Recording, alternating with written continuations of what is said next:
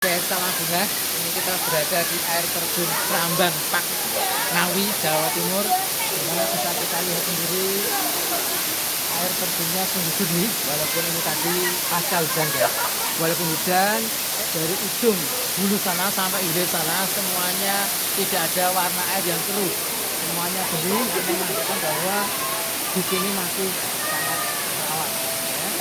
Jadi perjalanan dari pintu masuk ya TPR sampai lokasi ini kurang lebih 2 kiloan ya, tapi terbayar sudah ya, walaupun kita tadi berjalan cukup lama. Di sana disambut berbagai macam taman dan kita bisa berfoto berselfie ria di sana.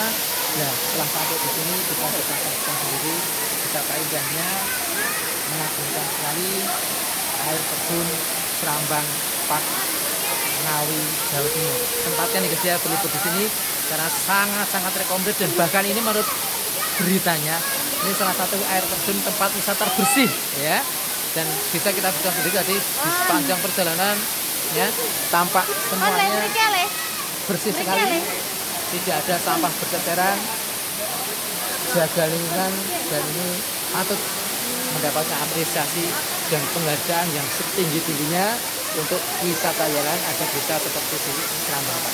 Oke guys, berhubung waktu jam sore sudah mendung ya, kita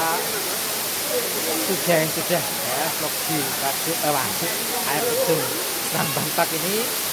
Selamat beraktivitas, selamat sore, jangan lupa bahagia, jangan lupa bunga, ojo lali, seneng ya guys.